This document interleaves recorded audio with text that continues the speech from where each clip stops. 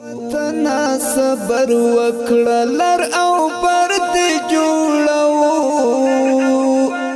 اوس نوی راغلی هر پر هر دې جوړو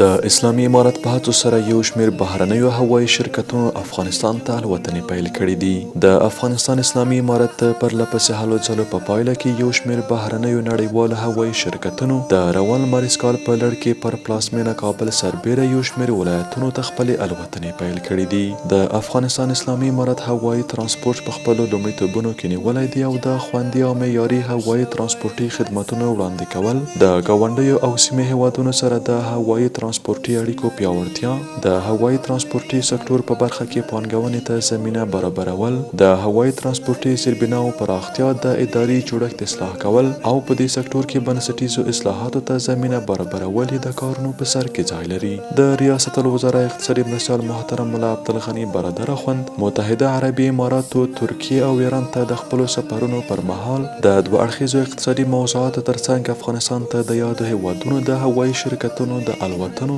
د بیا پیل په اړه د اړوندو مسؤلینو سره بحثونه درلودل چې له نیکمرغه د همدې هڅو په لړ کې د فلای دوبۍ، ایر العربیه او یزد هوایي شرکتونو خپلې الوتنې افغانستان ته پیل کړي. ټاکل شوي چې په نږدې راتلونکي کې به یو شمېر نور نړیوال هوایي شرکتونه هم افغانستان ته خپلې الوتنې پیل کړي. اوس مهال د افغانستان فضا د ملکي الوتنو لپاره په بشپړ ډول خوندي او مسؤونه ده چې له همدې امله افغانستان ته د راتلونکو او د افغانستان له فضا څخه د تیریدونکو الوتنو په شمیر کې ورځ تر بلې زیاتوالی راځي. د یادونې وړ ده چې د یادو شرکتونو د الوتنو په پیل سره مسافرو ته د پام وړ سهولتونه برابر شوي، د ټیکټونو په بیو کې کموالی راغلی او د هوایي شرکتونو ترمنځ د خدماتو وړاندې کولو لپاره د سالم رقابت ښه زمینه هم برابره شوې ده. وطن صبر وکړه لر او پر دې جوړو